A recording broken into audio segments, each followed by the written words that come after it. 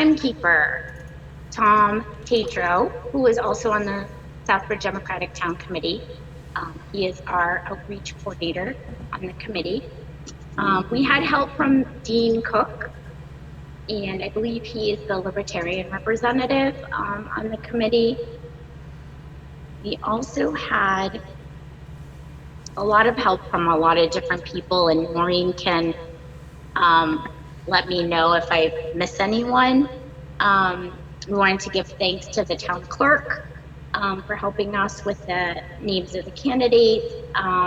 Bob Cherninsky, who gave us some information about past candidates forums, and anyone and everyone in the Economic Development Board who created a video that we were going to show as a preview, but we didn't have sound. So technology, technological difficulties. I'm going to unmute Maureen to see if I missed one. Where are you? Did I miss anyone, Maureen? Nope, you got them all. I was just typing in Bob, and you got them. Perfect. Good job. Thank you. Thank you. All right. So basically, we just learned some of the rules while we were trying to open the event. So anyone with that is not speaking is going to be on mute. I will unmute you. If you can indicate, raise your hand, or send me a chat message, because I think they all come to me now.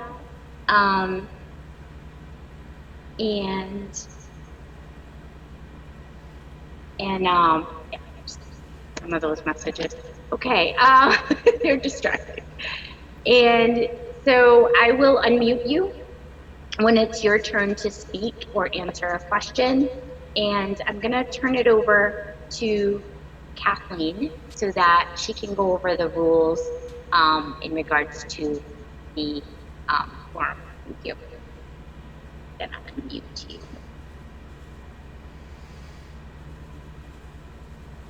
Here we go. Jasmine, thank you. Your patience and forbearance is totally admirable.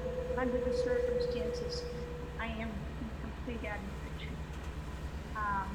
I'm going to go over the ballot quickly, and then I'll go over the rules, and then we'll start another questions. So running for Councilor at Large, and please tell me if I'll pronounce your name wrong. So running for Councilor at Large is George P. Steves, otherwise known as Gus, Denise Clements, Joseph Dow, Jacqueline Marie Ryan, and Michael Segura. The school committee, we have Spiro Tomo, Laurie Angers. That is uncontested. Another school committee is a write-in. Southbridge Redevelopment Authority, we have Arthur F. Martin. Board of Assessors is a write-in. Southbridge Housing Authority, also write-in, and both 2 seats for Southbridge Housing Authority are write-in. So each candidate will get a 2-minute introduction. The timekeeper will ring a bell when you have 30 seconds remaining on your time so that you can wrap it up. If you go over, that timekeeper will signal to the host and you may be muted. Hopefully not. I will then ask a question and direct the first candidate to answer. We'll go alphabetically.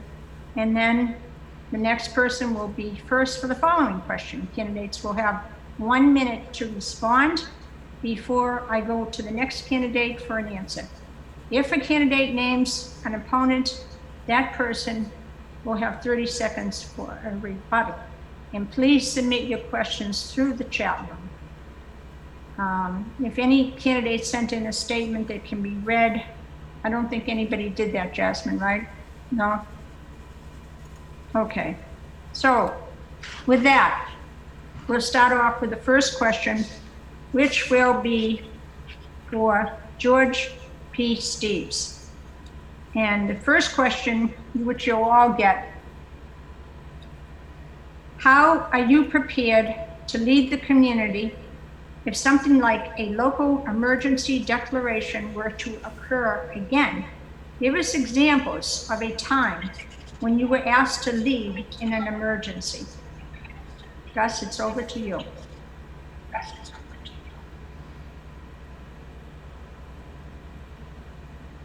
You might have to unmute Gus.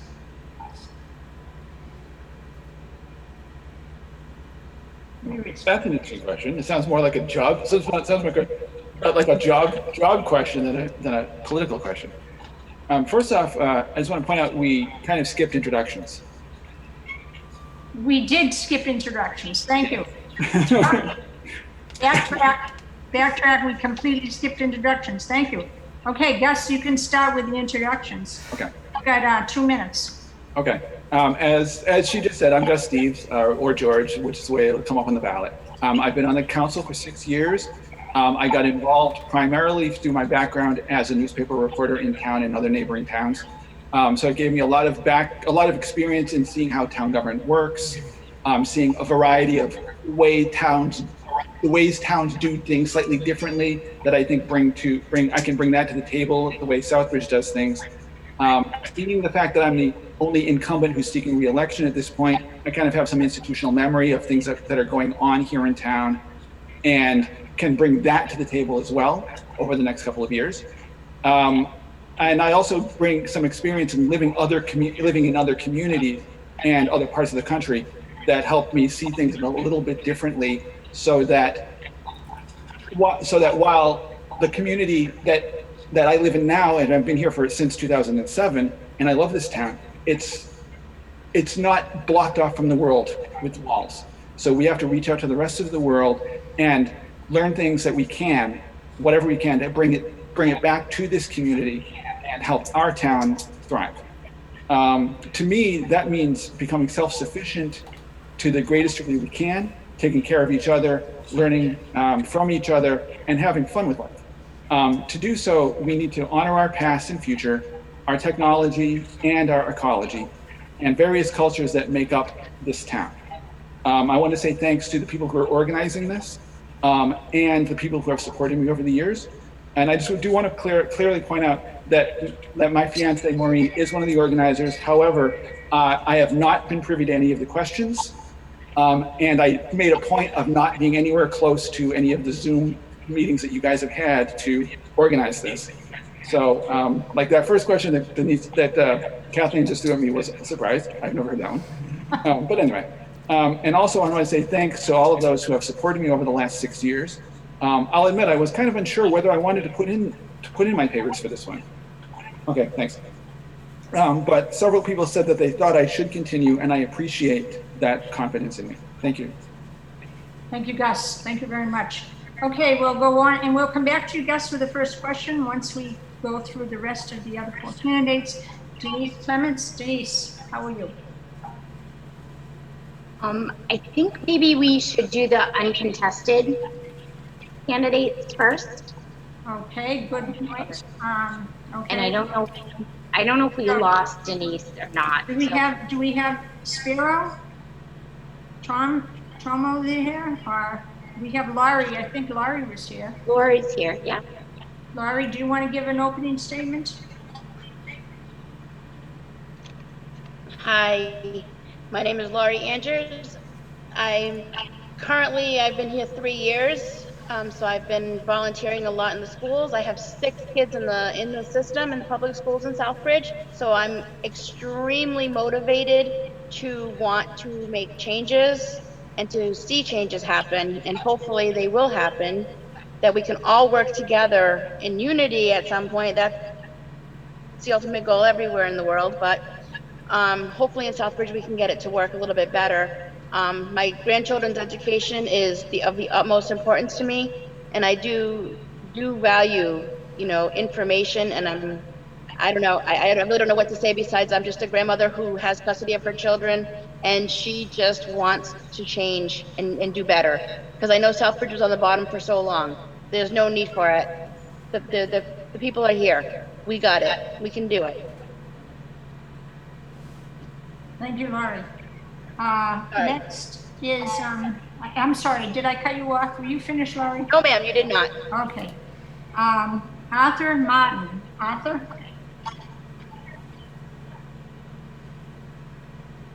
Is Arthur, he was here. He has yet to unmute him.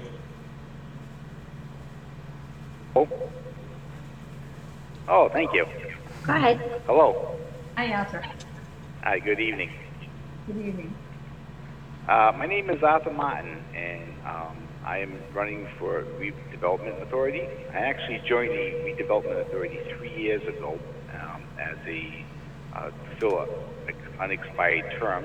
I replaced Dave Adams. So this time around, the Redevelopment Authority terms are 5 years, and currently we have 4 people there. But as a lifelong resident, it was my opportunity to at least get involved in a smaller scale in trying to help our town out in one way or the other.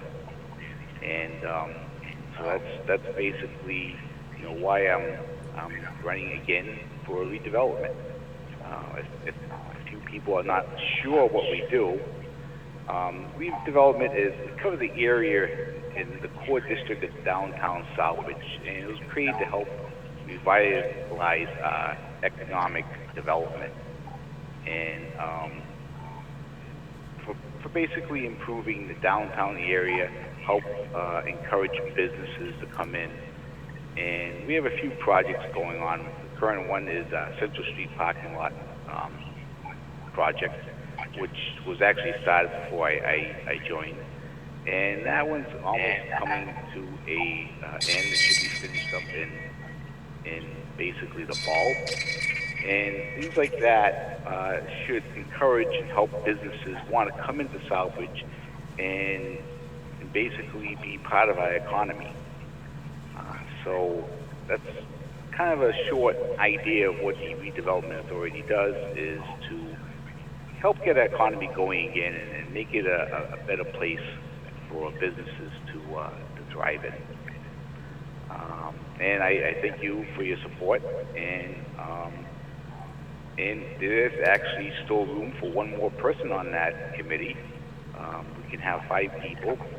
And so if there's anyone else that would like to join, just get a hold of our chair, Andrew, and he can probably explain to you how to get involved. Thank you. Thanks everyone. Thank you so much. Thank you. Okay, now we'll move on. I don't think there are any more uncontested candidates here that are on the ballot at any rate. So we'll move on to Denise Clements. Denise? I think she's having a hard time getting in. Jack, I unmuted you so you raised your hand. Get back. I'll try to get back. Let her know that to try again. Okay. Yeah, if she could try again, then we'll just we'll move on to other candidates and then try to keep her for when she gets back in. Sorry. Great. Okay, then we'll go on to Joseph Dow. You there, Joseph? Hello. Hi. How you doing? Good. So we're gonna start at 2 minutes? You have 2 minutes. Okay. So my name is Joseph Dow, candidate for the town council. I came to America from Lebanon. I was 19. I landed in Southbridge. I got a job in a local business, and I started working. I created my family. I bought a house in Southbridge. I was able to give something small for the town, volunteer firefighter for 7 years, all firefighters, and I get my own business, my businesses. I don't know what happened. I used to hear Southbridge is providing the world with eyeglasses from the AO. We don't hear that anymore. We are blessed. We have a few companies left to remain, like High Tool, Dexter's and United Lands remaining. Our job to inspire other company to come in town and join us. We have the tellers, we have the space, we have the tool, we have a fire department, we have police department, water and sewer, we have the airport, we have many things we can make it happen. Southbridge is a beautiful town. We need to set an agenda for a vision for the next town manager and administration. Southbridge, it's a beautiful town. You know, like I feel like I belong here. You know, and I did anything I can to stay in the town and make businesses and provide a job. We need to get our education system right. There is better Southbridge from me, better Southbridge from all of us. We can do it. I ask for your vote and your support for the election. And thank you very much. Thank you. Thank you so much, Mr. Darrow. Okay, now we have Jacqueline Marie Ryan. Jackie.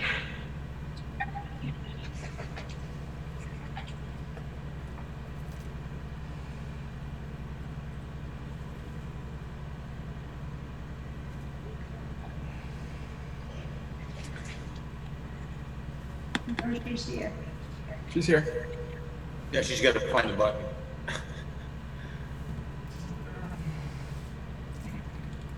Jasmine, you find her, unmuted her? Okay, I'm unmuted now, right? Yes, sorry. I was trying to let Denise in. Sorry. Okay, no, that's fine. Hello, my name is Jacqueline Ryan, and I'm running for the Southbridge Town Council. I'm running because I believe Southbridge has a bright future ahead of it. If we as a community and a council pro-business policies, make the proper investments in our infrastructure like our roads, our schools, and our fire and police, and if we increase transparency in our local government, Southbridge will be setting itself up for success in the long term. I also believe that we need to move away from the practice of just increasing taxes and move to having a properly controlled, fiscally responsible budget. People in this community have seen their taxes go up for the last 5 years significantly, and we need to stop that trend. I bring a unique perspective to the table when it comes to governing. I'd be the youngest person on the council, being only 25 years old. However, don't let my age fool you. I've been involved in local government since I was 16 years old. And during that time, I have fought for more investments in our infrastructure, for greater fiscal discipline, for increased transparency, and for promoting our business community. I moved here 5 years ago because I saw the potential this community continues to have and want to live my life in a Southbridge that is thriving. I care deeply about this community and want to help Southbridge secure a bright future. I look forward to tonight's forum and to hearing what all the candidates have to say. Thank you, and I humbly ask for your vote on June 9th. Thank you, Jackie. Thank you very much. So is Denise here now, Jasmine? So Denise, you could go Yes. next. Yeah.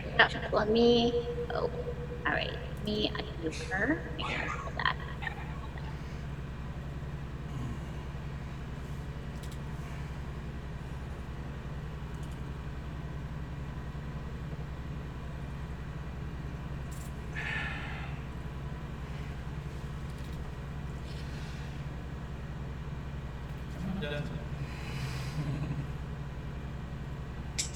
Find her here. Where did you go? Oh, there she is. Okay. Sorry. I was trying to find you in the participant box. There you go. Sorry. This is so my phone is allowing me, I'm sorry to interrupt. My phone is bringing you up, but not my laptop. You're live, Denise, though. I got it. I'll stop talking. Oh, no. It's your introduction. Go ahead. Oh, you mean live? Well, hang on. I've got to. Yeah. Now Live. give me a Oh, second. no, that's okay. Yeah. I didn't know it was my turn. I haven't started the clock yet. Yeah, I think it was a little Just loud gotta- from when you came on. You can go ahead. Well, now I'm reversed. Yeah, I'm sorry. Now I'm just pulling up my paper because I was reverse on how I was, come on, just gotta pull it up. I was backwards. Thank you for being here, everybody, tonight, and I'm glad you got the kinks out. So let's see. We have a statement. Good evening, everyone, and thank you for the coordinators of this election forum. Unprecedented it may be, but for many, communication by internet technology has become the norm. I applaud the effort to keep the communication and transparency in Southbridge at the forefront of our upcoming June 9th election. I was born in Southbridge, for those of you who don't know me, and have spent the last 32 years here raising our 5 children with my husband, Bob. Our lives, our work, our home, our refuge has been here in Southbridge. I was fortunate enough to further my education while being a mom, graduating from our local Quinsigamond Community College and then the Eisenberg School of Management at UMass. I've always been active in the community with youth activities and sports and many fundraisers. While the formal education has served me well over the years, it's really the experience that I gained serving in local government, addressing the needs of the people has been invaluable. My 9 years on the Southbridge Town Council and the last 2 years as a citizens member on the General Government Subcommittee has given me a broader perspective on what it means to serve the citizens of Southbridge. The commitment to attend council meetings, subcommittee meetings, and the dedication to be well prepared to represent not only the voters of this town, but all our citizens. The next fiscal year, with the COVID crisis, our town will be dealing with many financial unknowns. We have faced challenges before, but not like this. As a town, we have to approach this year's budget very conservatively, anticipate shortfalls in local receipts and state aid to Southbridge. We need to work together to find revenues to keep our town running successfully and not put the additional burdens solely on the taxpayers. It will take the efforts of a unified town council, a strong and present administration, and dedicated employees. I would like to work for each of you, for this town, our town, for that goal. I'm asking for your vote Tuesday, June 9th, whether by absentee ballot, which are still available from the town clerk, or in person. Vote Clements. Thank you. Thank you. Thank you, Denise, very much. Okay, our last contestant for Councilor at Large is Michael Segura. Michael, for your introductory statement. Hold on, wait till she. Trying to unmute you.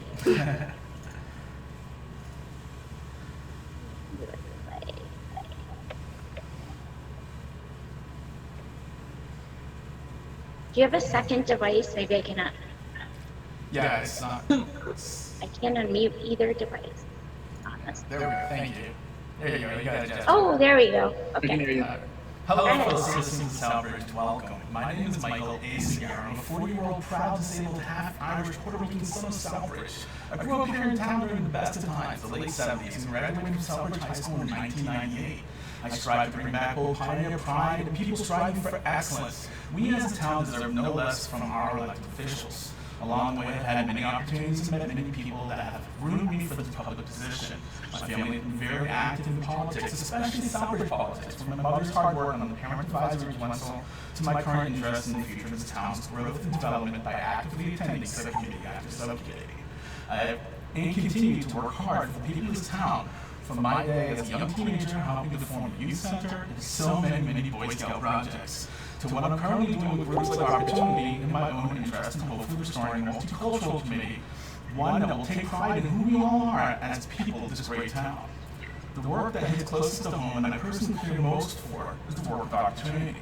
There's a group here at the Youth Inc. building and working with St. Louis Guest House here in town with the aim to alleviate poverty and homelessness in the tri-county areas of Sturbridge, Charlton, and Southbridge. As some of you might know, just as of the summer of last year, I too was homeless and affected by housing instability. Like many of you, I've grown up knowing hardships and struggles. From the time in the flats in Mechanic Street, looking out and dreaming from my third floor window as a child, I want only the best and brightest future for this town. One that mixes the lessons and wisdom earned from yesteryear with the exciting new technologies and opportunities today. It is with that goal in mind that I like to focus my efforts here in town and on our continued successes of infrastructure reform in the hopes that it will spawn a new wave of economic growth for everyone to benefit from here in town. From the small business owners to blue-collar average Joe, I like to make this town as attractive to 1K plus employers by offering them better roadways and waterways, something Southbridge used to be proudly known for. Outside of its can-do and regular work ethic, we have in this town a workforce looking to work. We have generations of families that have served our town's interests well in the industry of manufacturing. Let us return to what has worked and served us well in the past by welcoming new businesses into the town's future. Let us focus on the greater good for all instead of the few selected special interests, the elite. Time. I have two, almost there. I have the endorsement of the Southbridge Democratic Town Committee and with that a couple standing councilors that I've heard and stand behind my progressive vision for this town. I have worked to expand my network beyond this town to other municipalities, to other elected officials, ranging from mayors to senators, and have in turn shared and imparted both guidance and wisdom.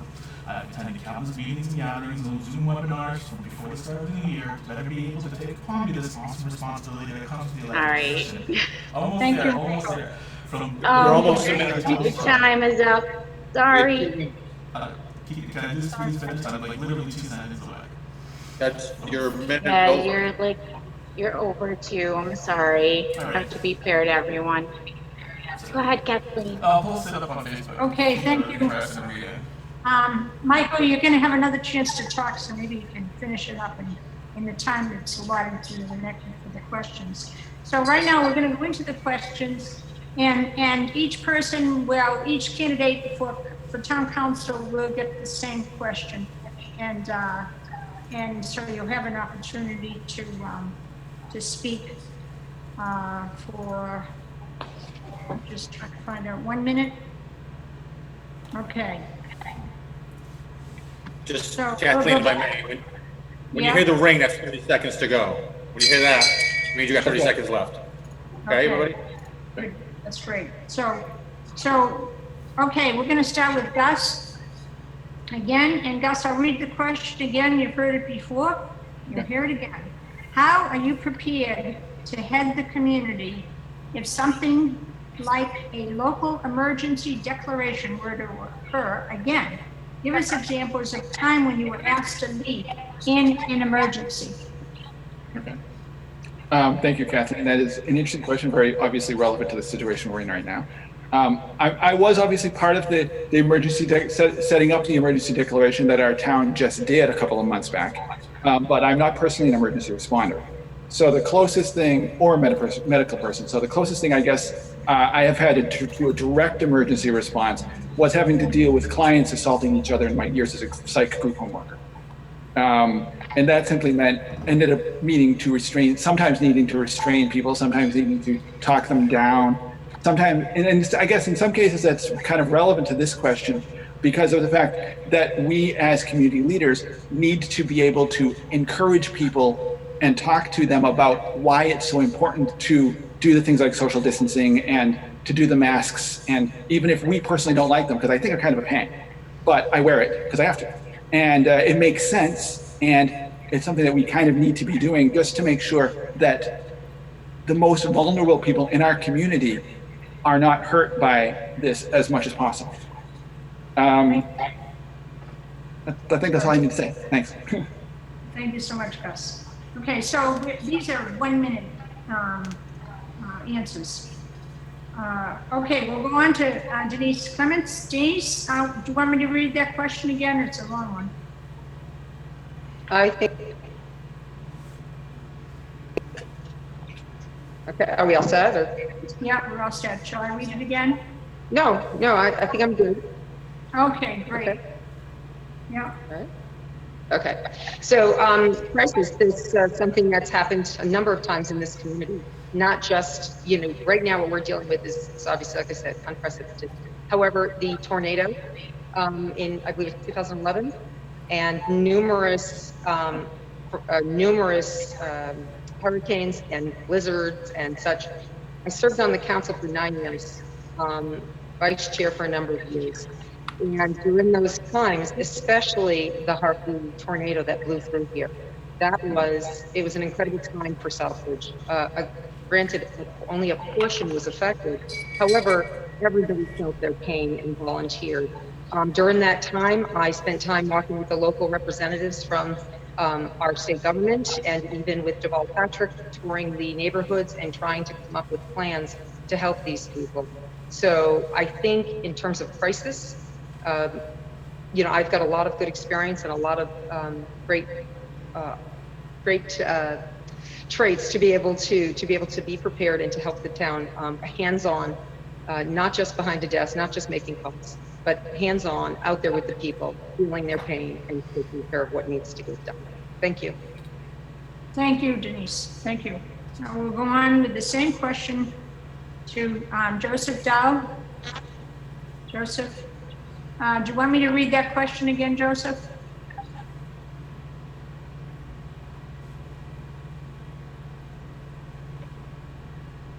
He's still muted. No. Okay. Do you want me to read that question again, Mr. Dow? No, you can hear me now? Yes. Yeah. Okay, so I think, I have a lot of experience regarding what happened in 2011 with the tornado, where my business is, and I was there, and all my neighbors was affected, and naturally I react. I went and took them in. My place is still better than others at that time, and I was able to bring them in and provide shelters, water and some drinks, and keep them safe to when the family come in.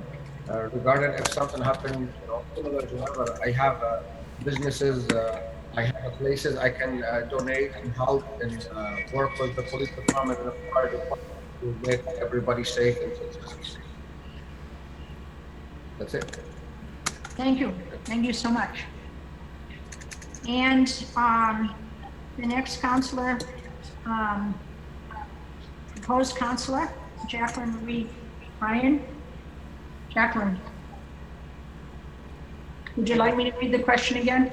No, I got the gist of the question. Okay. So I haven't had to lead an emergency in my public role. However, I've had to lead, I'm a healthcare worker by name. So it's, I've had to be on the floor, dealing with very difficult situations, emergency situations in which I've had to step up and make sure protocols were followed, make sure people's lives were safe. That's my job every single day. It's something I'm proud to do.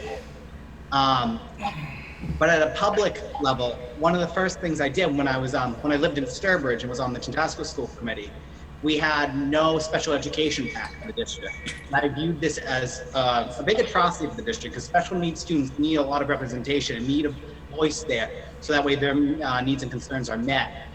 So the first thing I did was I brought together community people who are affected. I brought community leaders, and we got that pack off the ground, and it's still functioning to this day. It's one of my proudest accomplishments to make sure that people who didn't have a voice in the process now have a voice.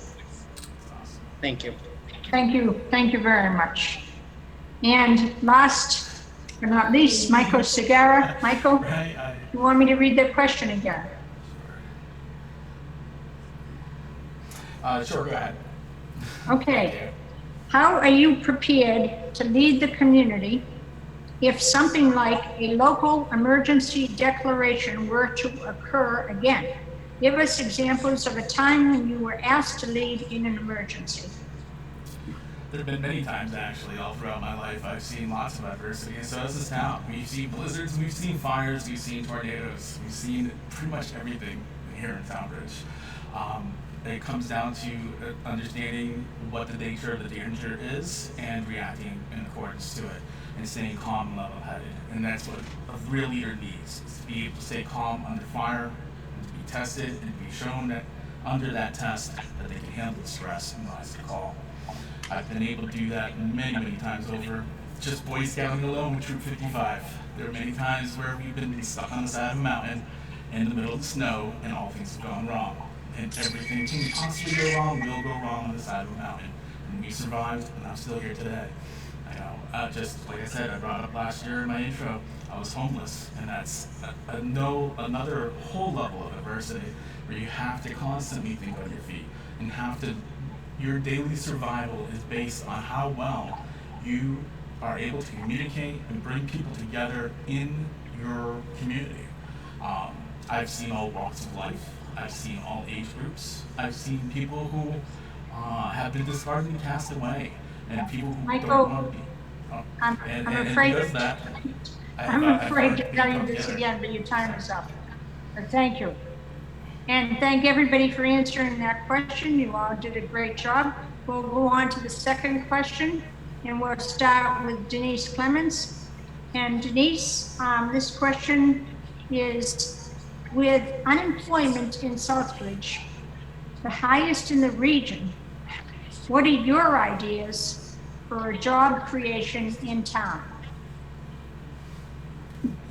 Good question. Good question. Got on here. And that's to Denise, and she's still muted. Yeah.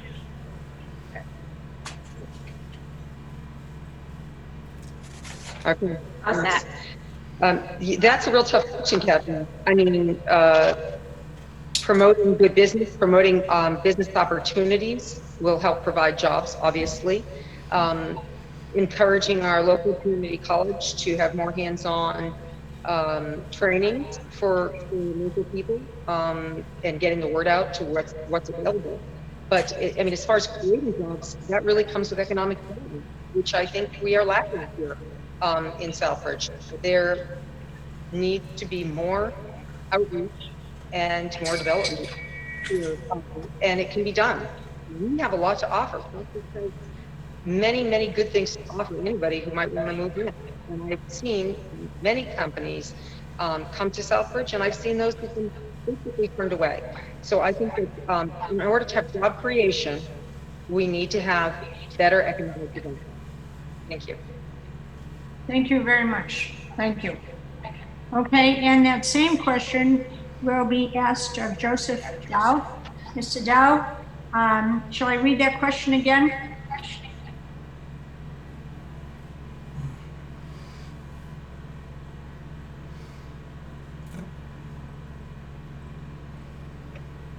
Oops, it's going back and forth.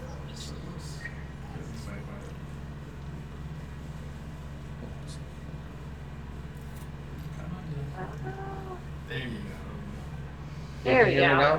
There you go. Okay. Okay. Would you like me to read that Go question back a again, little Mr. bit. Dow? No, thank you. I just want to go back a little bit. When I start, I Okay. say town council has to make an agenda to go forward and let those people, they getting paid to do their job correct. And we have a lot of empty spaces we can fill. And we need to help to open for other company come in.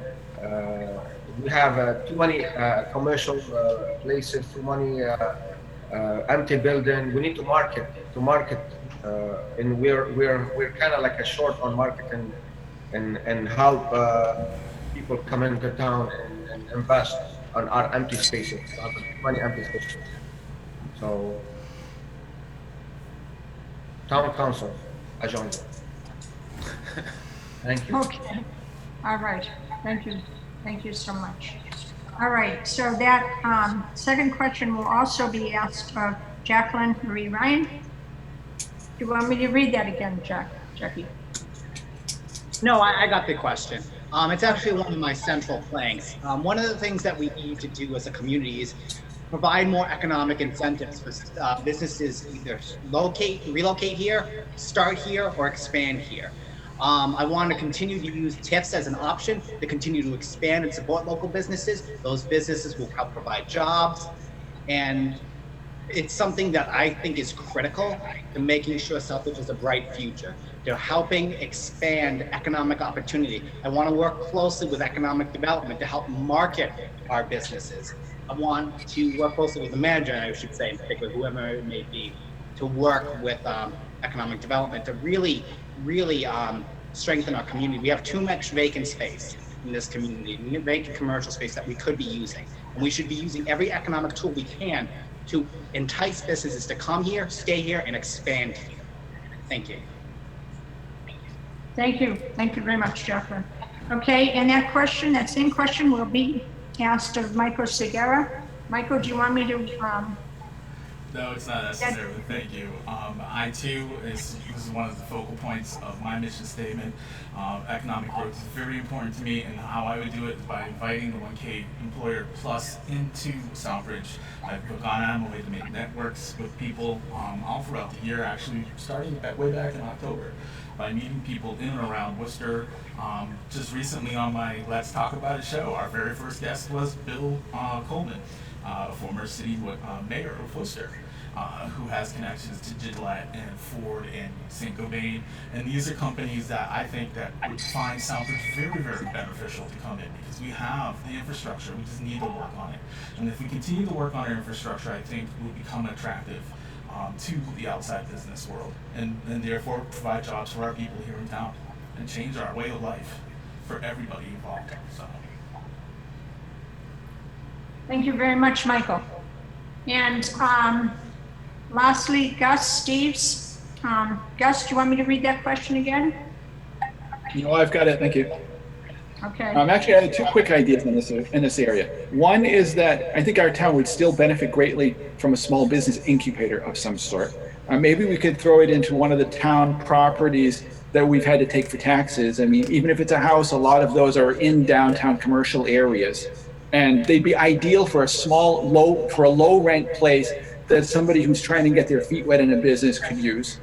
And the other idea is, I think, something that we will need going forward is to get training going on from maybe some of the old timers in town who actually know something about agriculture, and start getting some jobs in an area that I think our community needs to get to be more self-sufficient. First, by training people how to grow basic food and doing some of the basic things like food production, like clothing creation, those kinds of things that we used to be able to do on our own in our community and most of the communities around us. But we have basically offshored to other countries, and sometimes in this country, but we still ship them from 1,000 miles away, or 2,000, or 5,000, or 10,000. And that doesn't work for the long term. That's way too reliant on an unreliable system of transit that I think we have seen has broken down under the current COVID crisis. So we need to, I think if we can do both of those things, we can balance off the kind of like technology needs that are really benefiting us and helping us reach out to the world, and our own self-sufficiency needs. Thanks. Great, thank you so much. Okay, the third question, and we will start with Joseph Dow. Mr. Dow, crumbling infrastructure and roads are a problem in town. How would you tackle this issue as a town councilor?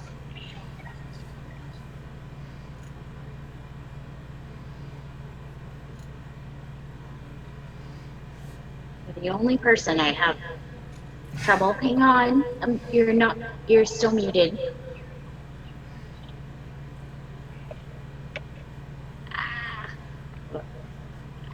Boy. You do. I don't know why you're stuck. All right. Don't worry, your clock doesn't start until you start talking, Joe. Yeah, let me try to do it. And we're doing good. I don't know why I can't unmute you. Can you try to unmute yourself, Joseph? There you go. Oh, You got it. He's unmuted. He's unmuted. Got it. So Want me to read that the question again? question, it's, yeah, please. Yes, please. Yes, okay. Yes, crumbling infrastructure and roads are a problem in town. How would you tackle this issue as a town councilor? State Highway Fund,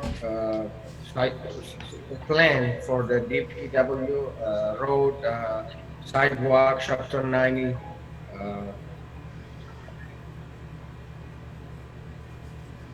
That's it.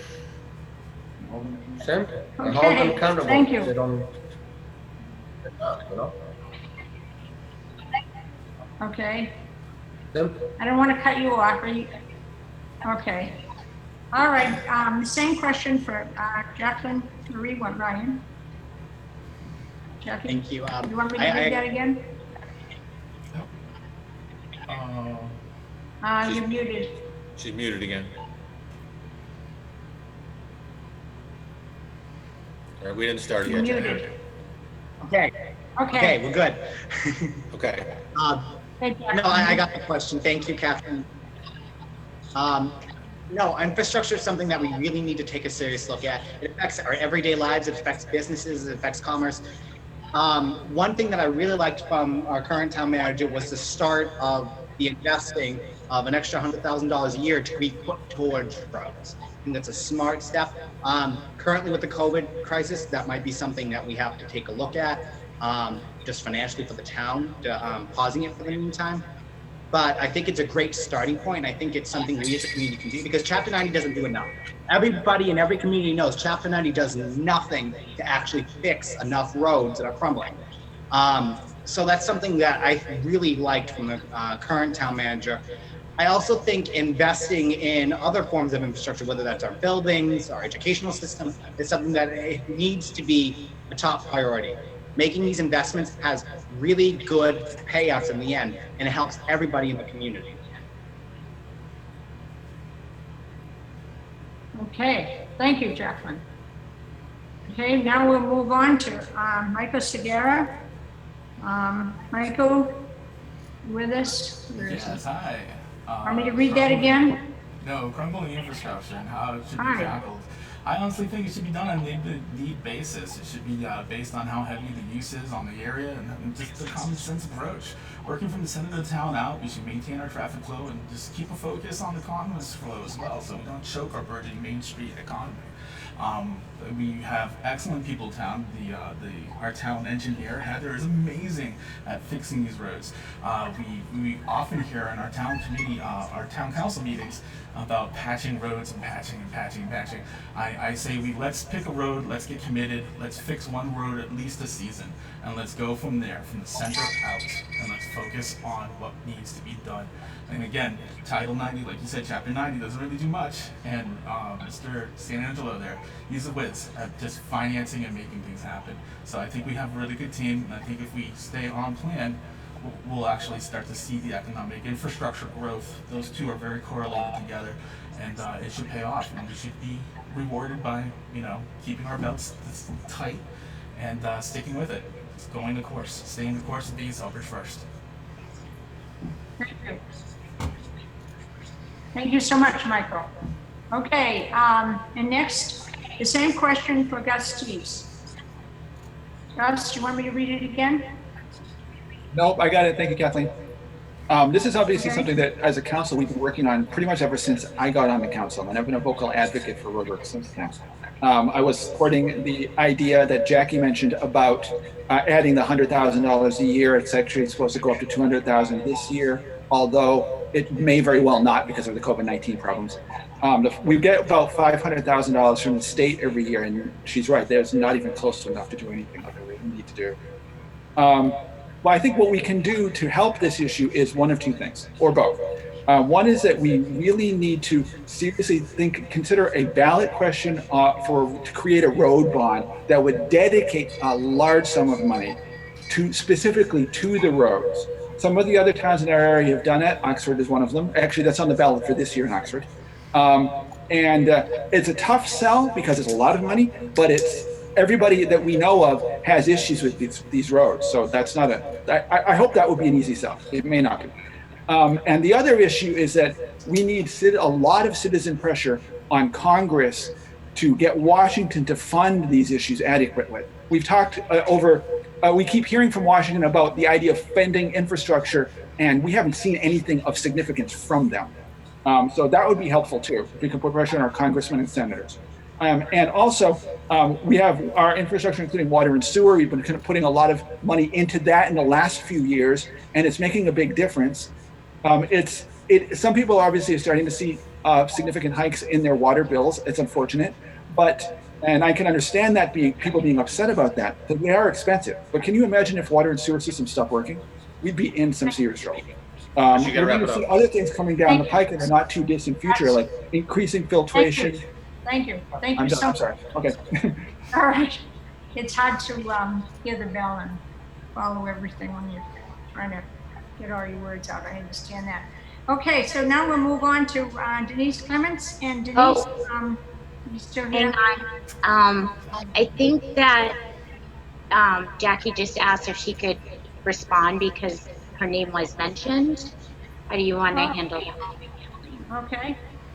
I'm perfectly fine waiting until everyone's done. If that's the case, I just wanted to go on Gus's point since my name was mentioned. I think we said 30 seconds to respond when someone's name is mentioned, right? Jackie, you can respond now while it's fresh in your mind. Okay, thank you. I just want to say I agree completely with Gus. I think one of the things that we're going to be consistently talking about is the lack of federal funds coming to Southbridge, and it's been a consistent problem in multiple areas, as well as we really need to be pushing our legislators to be really reforming Chapter 90 in a really forward-thinking way. I've had conversations with my former state senator when I lived in Southbridge about this, and I think it's something that is really important and affects a lot of communities, and just communities can't afford right now, especially right now, to improve their roads when they really do need to be improved on. Thank you. Thanks so much, Jackie. It's just 30 seconds for that answer. Okay, now we'll go on to Denise. And Denise, would you like, Michael's raising his hand. Making sure we're unmuted. No, I think I'm good. Thank you. So all the points that have been made are very valid. And if you've been here any length of time, everybody knows our infrastructure. We are facing potentially $1 million deficit this year. When you look at those numbers of what we're facing in terms of what happened with COVID, it's going to be really tough. However, I think with different mindset, has been talked about in the past, that there can be more roads done. Other communities do it. We have brought to the attention a number of times from a very reliable and experienced contractors have made the comment other communities are paving roads, they're going out to bid for their paving, and they're able to get many more miles of roads done in a season. So I think one of the things that we should focus on is some of the other opportunities that are out there to get our roads done for the type of money that we have from our Chapter 90 funds. I'd also point out that the crack sealing program that was started a few years back has been really great. It definitely has helped to improve the longevity of the road. So give kudos to DPW for making sure that crack sealing program continues every year. But with lack of funds, it's going to be tough. And I travel for business all over. I was in Wellesley the other day, and their roads just as bad as ours. It's unfortunate. Government funds are needed. Thank you. Thank you so much, Denise. Okay, and we'll go on to our next question, and we'll start with Jacqueline. Jacqueline, how would you increase transparency between what happens in town hall and the citizens it affects? Thank you, Kathleen. This is a really important topic. It's one I've been really focused on as a school committee member and as a school board chair. Transparency is key. Making sure people know what's going on in the system and giving them access to information is really important. Making sure that the people who are making these decisions have all the information available is also important. One of my biggest annoyances as having been on the school for the last 3 years was the lack of information that comes forward during budget season.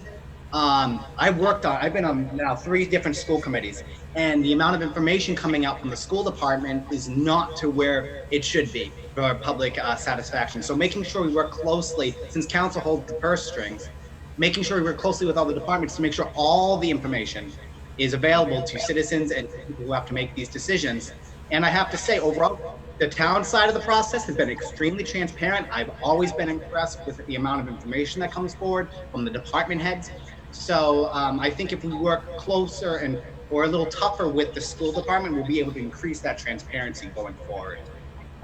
Thank you, Jacqueline. For the same question, Michael Segura. Hey. All right. Transparency, I think, is something we personally do really well above and beyond in this town. We have Facebook and we have YouTube, and we go through a great effort to show the process of what goes on upstairs in our town hall. I think it's time that we include what goes downstairs too in subcommittee meetings.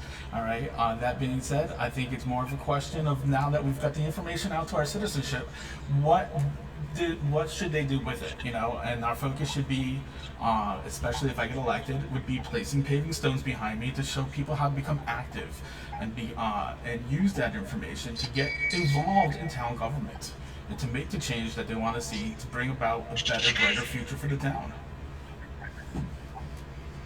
Thank you very much, Michael. And we'll move on with the same question to Gus Steves.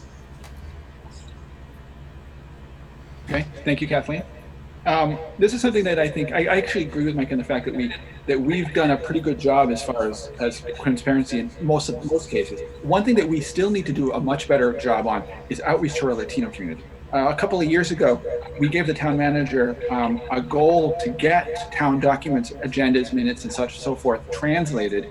There was some issue about the technicalities of translating things like the charter, but a lot of the other stuff could have been done and didn't go anywhere. So if we could get a manager who actually could speak Spanish, that'd be really helpful in this area. We still need to do that whether or not we get somebody like that. I'd also put more material on the town website and record more of the subcommittees and other town boards that almost get no publicity. So people see how these elements of government are. Great. Thank you so much, Gus. Okay, and Denise, would you like to answer the same question? And I can read it again once you get unmuted. Okay, I'm all set. Thank you. I agree with a lot that's been said, but transparency is not always clear from the inside out, having been there as long as I was.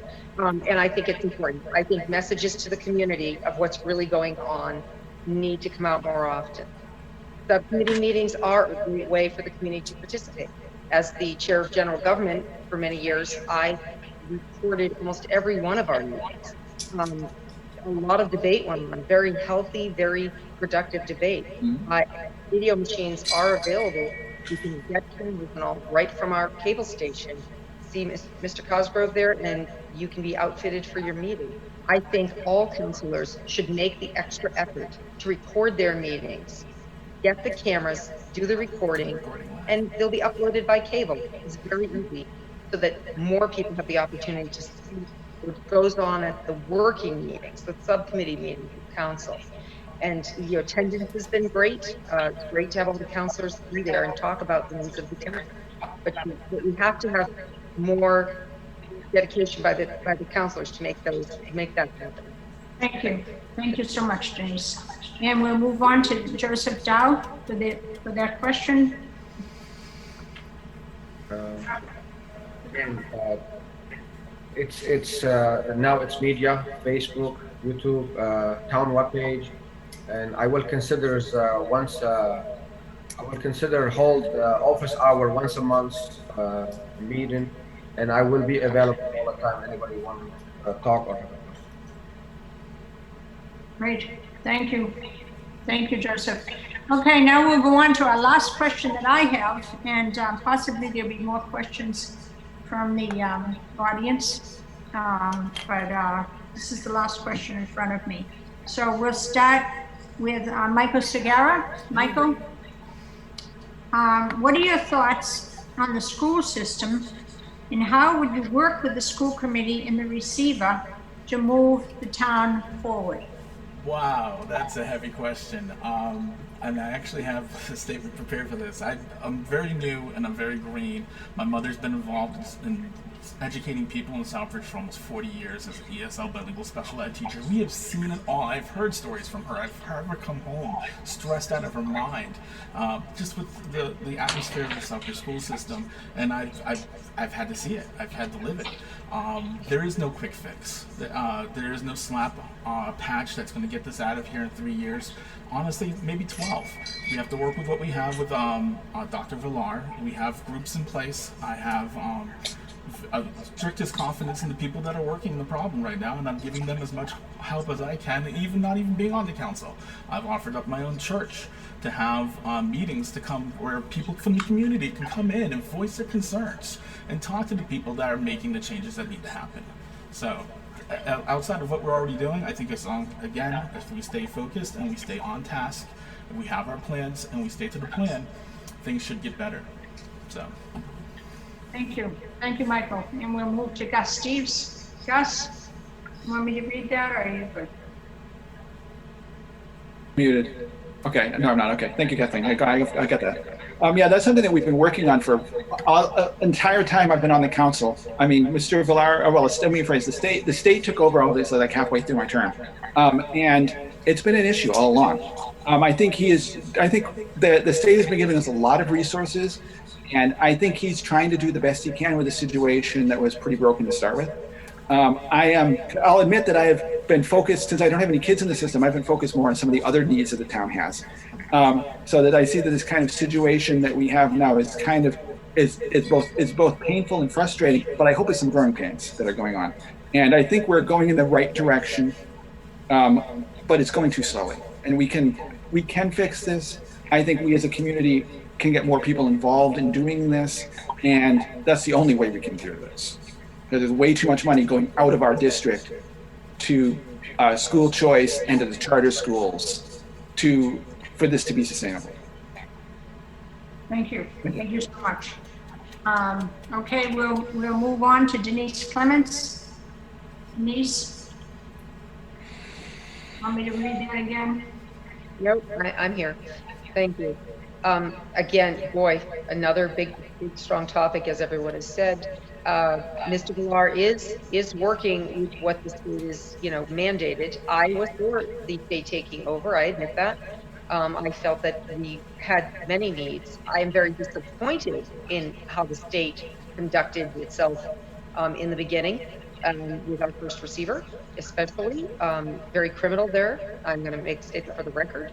And at this point, I have met with Dr. Villar a number of times.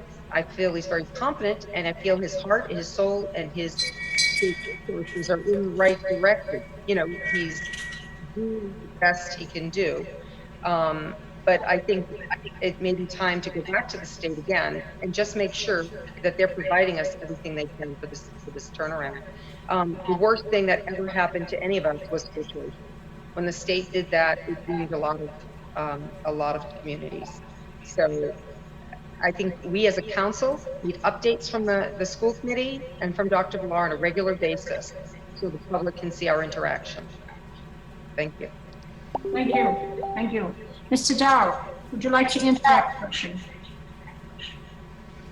And I'll be happy to repeat it. Okay. So we need to approach our students and families because our education and school system, they can do so much. We can let ourselves, we can lend ourselves. We should.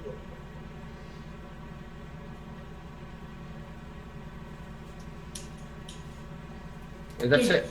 I'm sorry. Okay, I'm sorry. Thank you very much. Thank you. Okay, and Jacqueline, would you like to answer that question? I'm sure you would. Oh, yes, I have quite a strong opinion on this. What's happening in Southbridge Public Schools is the confluence of failures from the federal, the state, and the local level.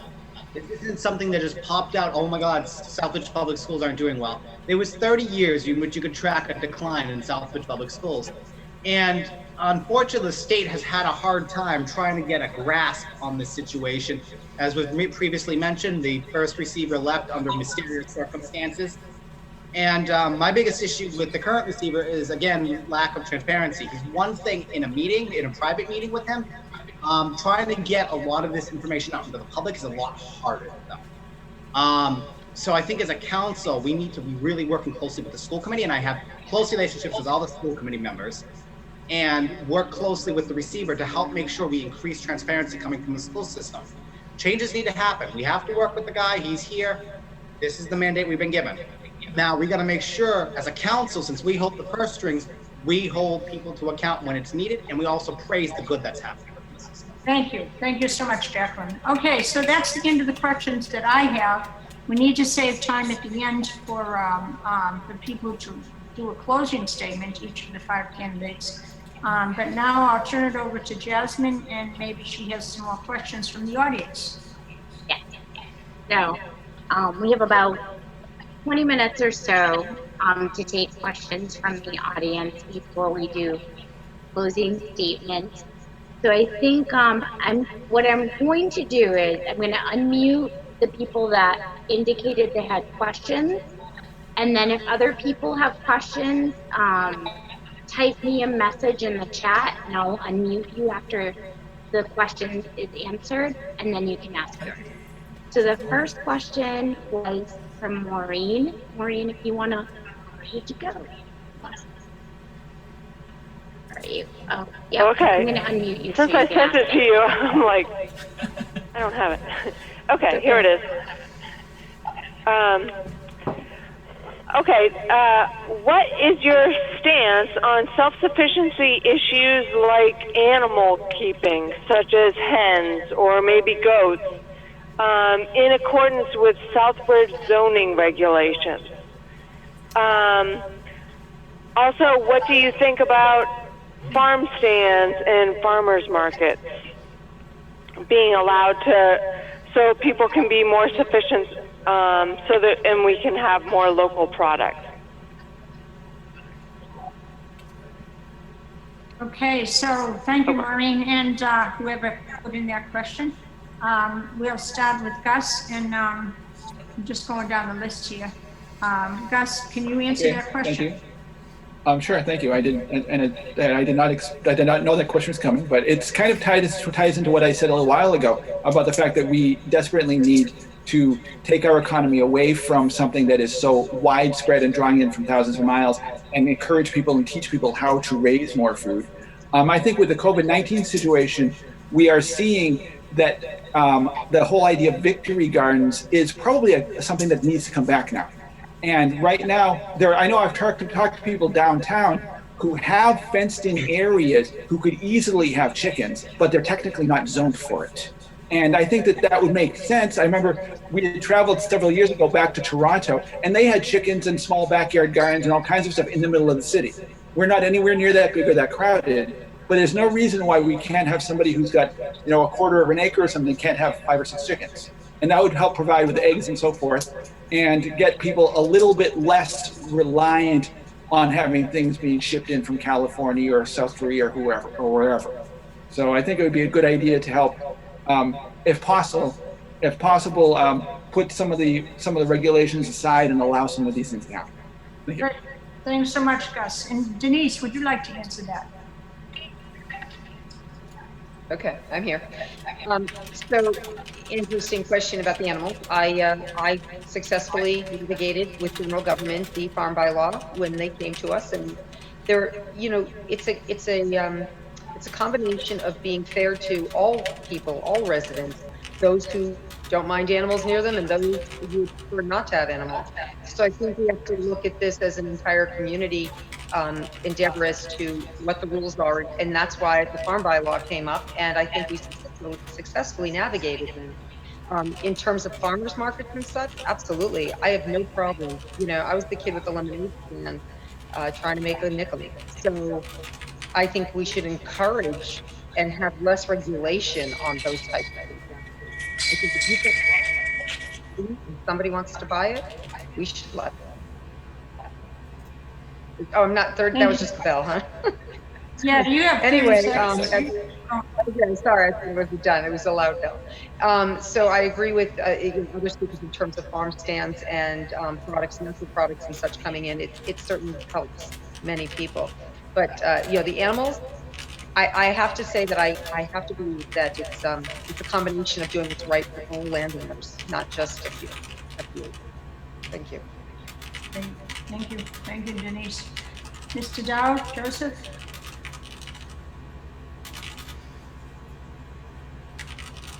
Wait for him to get unmuted. Almost. There we go. Okay. I think I think in the past, I'm sure some people, actually, I'm one of the one who was fighting to change the zoning from 5 acres to less to be able to have a chicken and animal. And I'm the one got permit too for chicken. And if you like to come see how I teach my children, and I have fruit trees, I have a garden, chickens, dogs. I love animal, I love gardens, and I'm with the idea 100%. It's good to have some rule regarding protect your neighbor if you have a small lot for smell and bugs and all that. But we need to work with some people, making it easy and flexible, not giving them hard time to get a permit or making it happen. It is good idea to have animal in garden in the town of Southbridge. It's very important. I'm with you. Thank you. Thank you so much. Jacqueline. Thank you.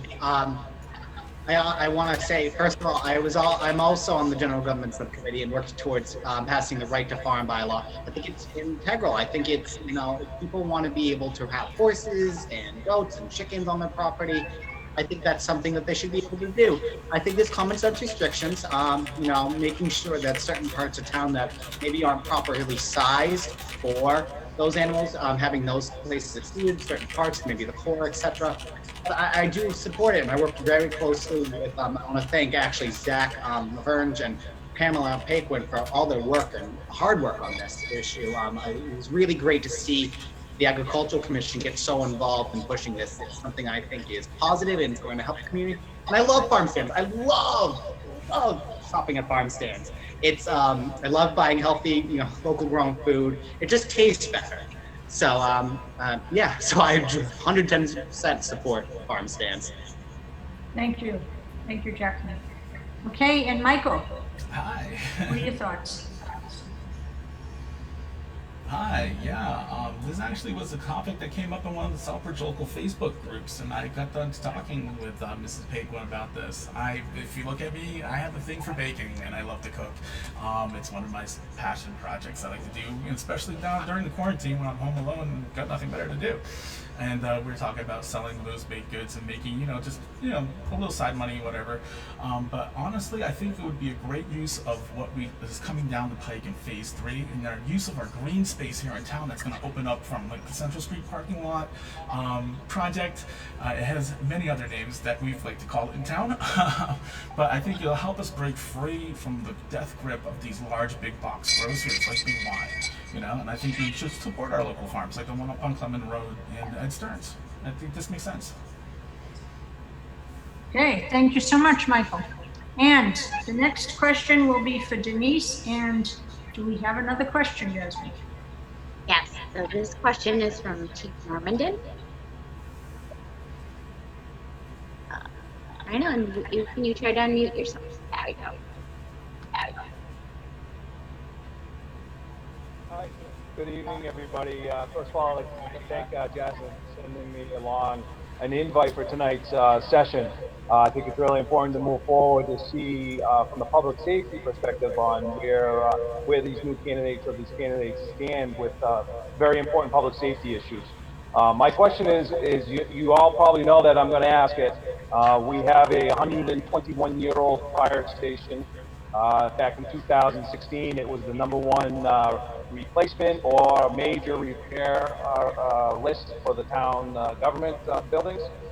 Infrastructure, I know, has been talked about for roads, but I think ultimately, without going any further, where is each of the candidates' stances on pushing forward with getting the new fire station built? We do have a location, and we spent over 21 years, almost $100,000 just on studies for this. Thank you so much, Chief. Denise, do you have an answer for that? Okay, thank you. Hi, Keith. Nice to hear from you this evening. I had a feeling that might come. So, I've been an advocate of a new fire station. It is a lot of money.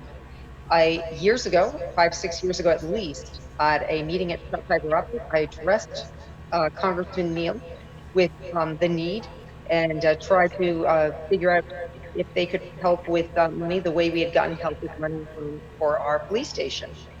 And at the time, I mentioned it to the manager because Congressman said, have your manager get in touch with us. There may be some federal money. So here we are years later. I'm still a supporter. We're a supporter on the location regardless. I think you've got a good plan. I like the Central Street plan.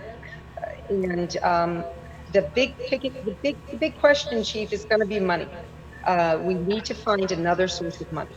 So the people of the town to do the millions that it's looking to cost, we need to find something else that will assist, so that we can get this done, because you do need a new fire station. I agree. Thank you, Denise. Thank you very much. And we'll go on to Joseph. Do you have thoughts about the fire station?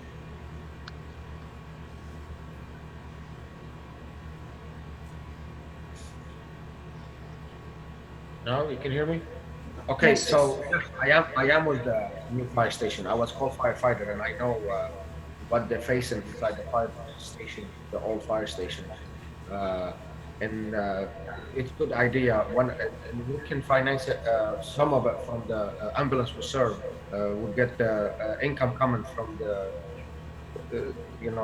service of the ambulance, and also we need a good fire station to be respond for those big factory have in town, to be ready for them too.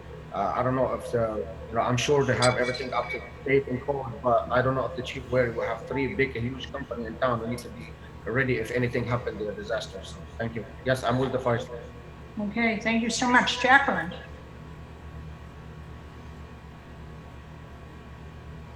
Okay, thank you. I want to be clear.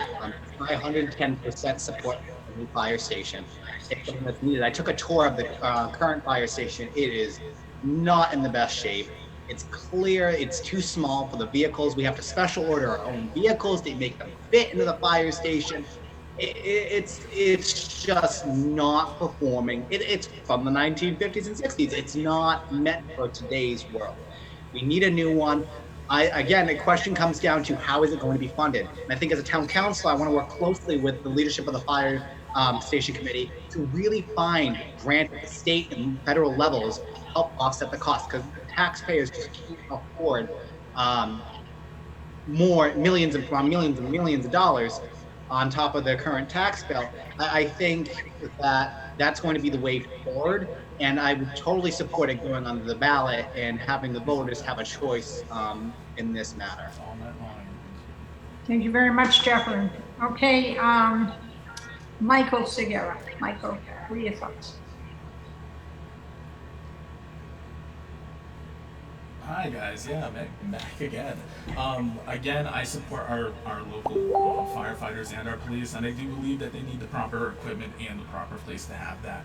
I've heard this new fire department or building described as the Taj Mahal. I come from a very poor area of town. I was raised on a tight belt, you know what I mean? I think as long as they get what they need, and as long as we plan ahead where what we're building now isn't going to be obsolete in 10 years, and we can get something for our value and with the most bang for our buck, I think we really need to take a look at setting this up correctly and handling it right. Do I have the answers for that? No. You know? But I'm looking to find a solution. I'm willing to work with the people on the council to do that.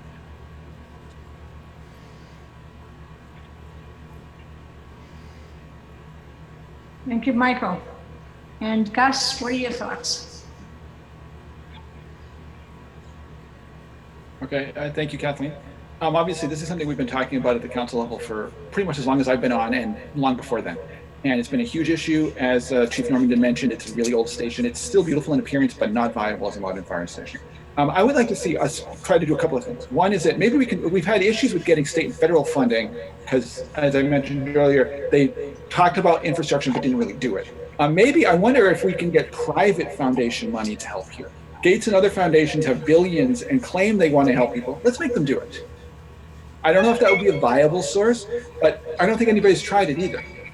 And they've got money. Let's try it. Thanks. Thank you, Gus. Thank you. Okay,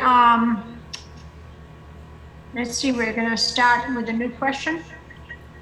I think we have, I think the chief just wanted to say something really quick, and then we'll go on to the next person. So, go ahead. Chief? Yeah, I think I'm back on. Thank you again, Jasmine, for letting me back in. My office, between my deputy and myself, are always available for questions. I urge you all to take a look at what we've already done in the last 4 years in regards to trying to find funds. Gus, you're right on board with what my thoughts are, but we need some buy-in on that. But again, my office is always open. My cell phone number is available to you if you need it. Please call. You need to know what's going on. Great, thank you, Chief. Okay, we'll start with the next question, which will go to Joseph. And what is the question? Oh, I think Jocelyn just, I don't know if she had a question. Let me unmute you. You can. Can you try to unmute yourself? There we go. Am I unmuted? Yep. Can you hear me? Mhm. Okay, great. I want to start off by saying thank you to Jasmine for inviting me. And Jasmine, you handled the Zoom bombing so nicely. Sorry that we all had to go through that. Funny because I saw that on the news and apparently it's real.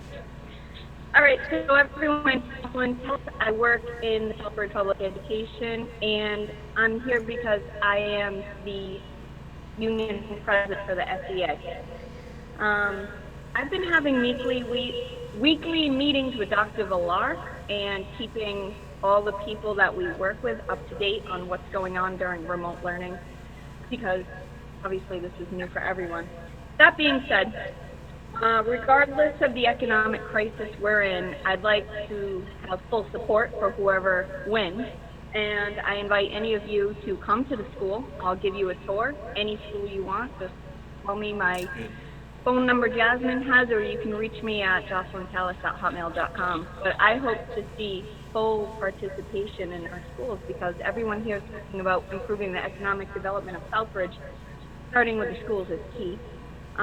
Once our schools, if they were performing better, then we'd attract more people with a higher tax base and things could change. But, you know, it's going to be a team effort. So thank you for being here and good luck to all of you. Thank you, Jocelyn. Do we have a question from anyone, Jocelyn? Corey Russo. I unmuted you. Can you hear me? Yes. Yeah. Yes. A little bit louder. My question is, as someone who grew up in this town and then moved away and has come back, I'm interested to see what your approach is to creating more incentives to bring more industry to the town. Thank you. And we'll start the questioning with Joseph. Do you have an answer for that, Joseph? Or did you hear the question? Marketing and portion financing, you know, it's very important. And, thank you. Sorry. The tips. You hear me? Yep. Thank you. Thank you. Thank you. Okay, Jacqueline. Any thoughts? Oh, yes. I highlighted on this earlier. Thank you for that wonderful question, because providing economic incentives for businesses is really important. One of the ways, as I mentioned earlier, is through tips. Another way is working with our economic development and our redevelopment authority to help market and support our local businesses and help expand them. This is a way, having the South Town government move towards promoting and supporting our businesses and helping them expand is the way we're going to expand business in the community. We have so much empty space.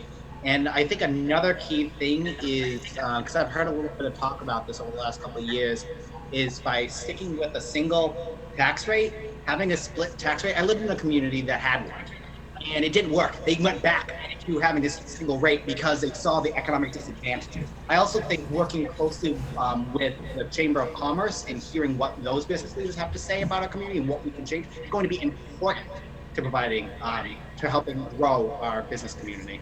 Great. Thanks so much, Jacqueline. Michael, what are your thoughts?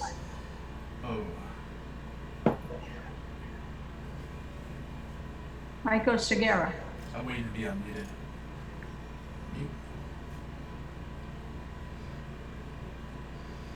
There we go. I actually have many on this.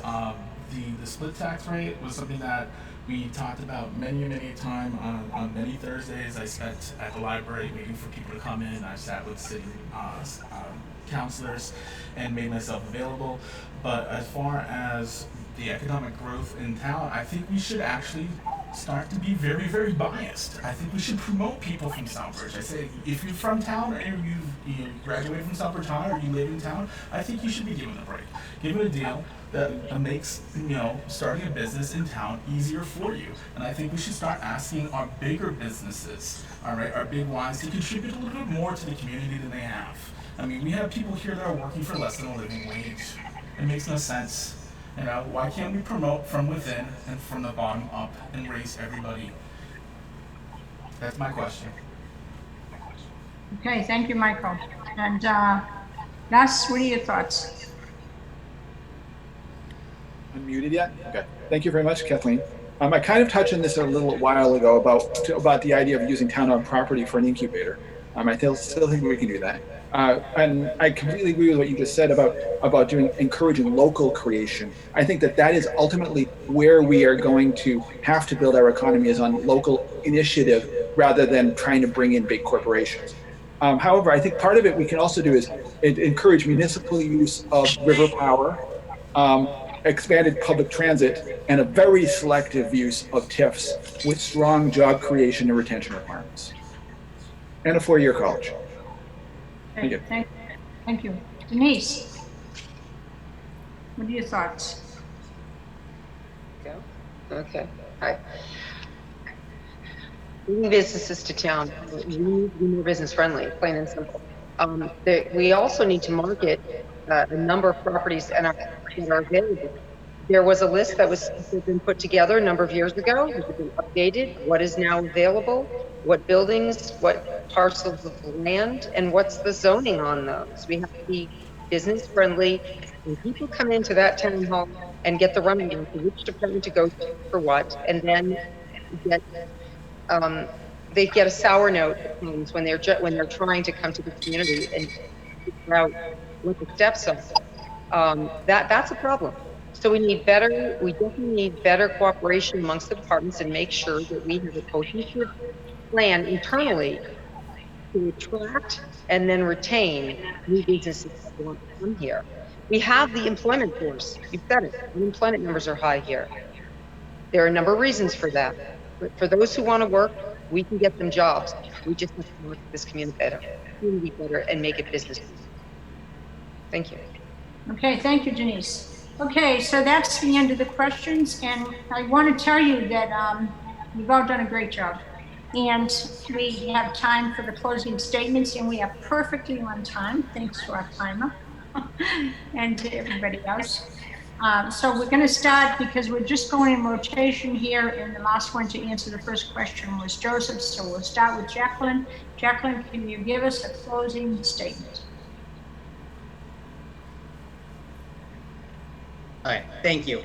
I just first want to thank the organizers of this forum, Jasmine, Dean, Maureen, Bob Chernitsky, so many others. Thank you. Thank you, Kathleen, for moderating. You've been wonderful.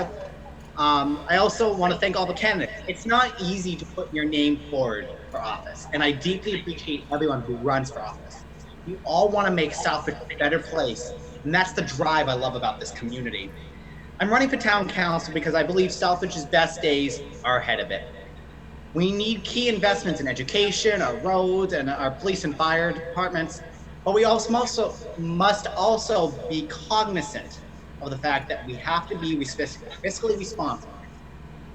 If we all came together to make key choices that our community needs, then I know Southbridge will be stronger than it is now. I again ask for your vote on Tuesday, June 9th, and thank you so very much for giving me this opportunity to decide. And thank you so much, Jacqueline, for being here and for speaking. And Michael Segura, what is your closing statement? Having grown in this town, I've lived side by side with everyone. I'm a product of Southbridge. I bleed red and white. My heart beats with pioneer pride. I'm brought up on this culture of striving for excellence, and I will not stop until Southbridge takes pride in itself again. I'm here as a reminder that tough times don't last, but tough people do. We are Southbridge strong, and I'm looking for your vote on June 9th at the polls, if you can, please. Great. Thank you so much, Michael. Okay, and then we'll go to Gus. Thank you, Kathleen. And again, thank you to everybody who helped organize this. Thank you to all of you who are asking questions and are watching silently in the background there, because all of the people that are participating in our community are obviously why we're here. So thank you very much for all of that. I'm not a lifer here in town, but I love Southbridge, and I want it to be a place that thrives. And I like the fact that all the people are bringing ideas out, and I hope to be able to continue to bring ideas from all the various things that I kind of mentioned earlier back to the council again. So I would appreciate your support on June 9th. Thank you. Thank you very much, Gus. Denise, what are your closing statements? Thank you. Again, thank you to all of you for doing this and for getting me back on to participate. It was a bit of a late start, but I'm glad that I was able to be here tonight. So I thank you very much. You know, I came in kicking and fighting and 12 years ago, and the registry was moved to Route 20, and the governor didn't care, and Rachel Caprillion didn't care, and it was that kind of drive to make sure the town of Southbridge had more. You know, I wanted to be a counselor who did more, didn't just sit on that at that dais and take votes, but to actually be hands-on. And I think I've proven that over the years. Between that, the community centers, the Christmas projects that we do with all the volunteers year after year, a hands-on counselor who actually does the work, investigates, gets things done. That's what I want to do again. That's what I really haven't stopped doing in the last 2 years that I've been gone. So I want to thank you again for having us this evening. I want to encourage everyone to get out and vote, get that absentee ballot, call the town clerk, come by, drive by on Tuesday. There will be lots of COVID-19 criteria in place, so we'll be all set with the social distancing. Get out and vote. June 9th, here, Community Center in Southbridge. Vote for your town. Vote for your future. Let me be part of that. Let me show you what I can give you again. And thank you for having me this evening. Vote June 9th, right here in Southbridge. Thank you.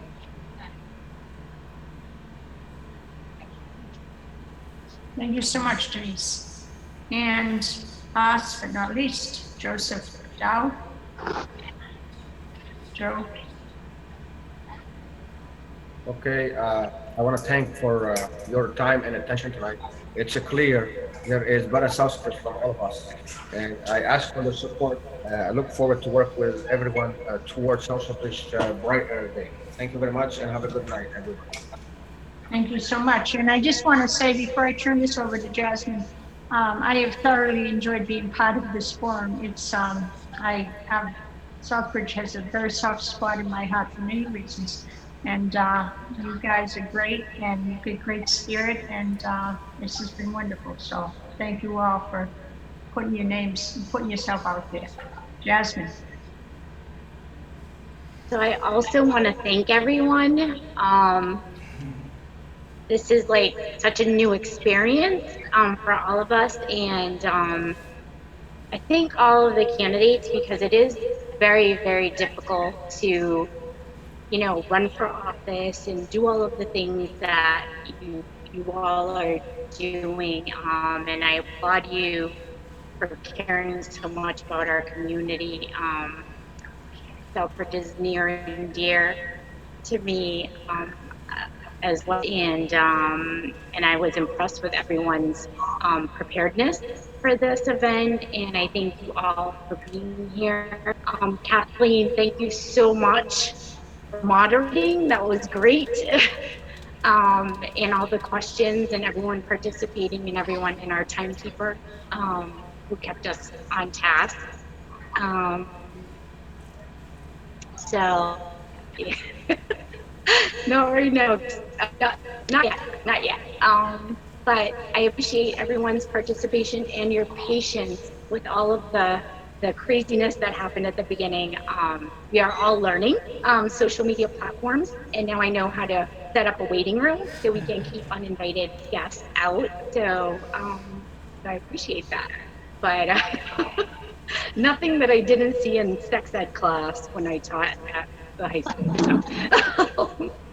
But thank you all, and I appreciate everyone. This is recorded, so we can certainly share it out to other people. And it did start recording. I started recording after we got the kinks out, so none of that will be on record.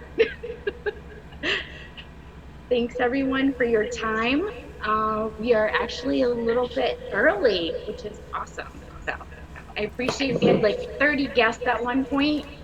So this was well attended. I appreciate you all your help and all of your time. Thank you.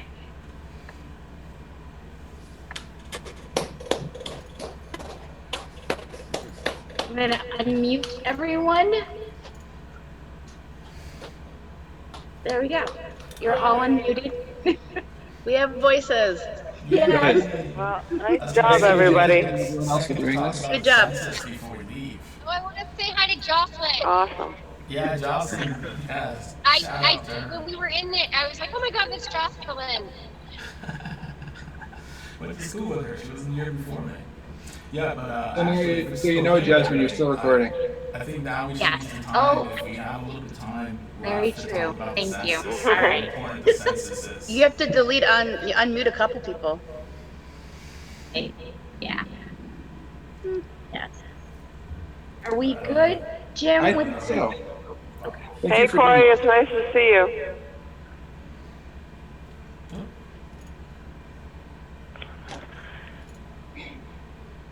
I don't know whether I don't know whether this is more difficult than going into town council forum or not, but a lot more. You guys people. all have a great night, and I thank you for my first one. This is my first one that I've been to, so I appreciate it. It was a nice learning experience. thank you for putting your name in there, Lori. Thank you, guys. We always need more people to get involved, and yes. so if you know anybody else who wants to sit involved, and this is kind of a message to everybody who's still listening. If anybody knows somebody who wants to get involved, and if for some reason you don't end up getting elected this year, there are vacant seats out there for various boards and committees and subcommittees. So definitely find people who are curious and get them involved, and we need people. So Definitely takes a village. definitely. Great. So I'm looking forward to meeting all of you in person when this ends. I hope it ends sooner rather than later, and we can all meet and have a good time. About it taking a village, I was trying to impress upon the importance of the Everybody, I really appreciate getting to talk to all of you and see all of you, and you all have a wonderful night. Okay. You too, Jackie. Good night. You too. Thank you. Adios all. Have a good night. You guys have a great night. Bye. Have a good night. Good night, everyone. Cuidado con Dios. Take care. Adios. Thanks, Maureen. Thanks, Jim. Thanks.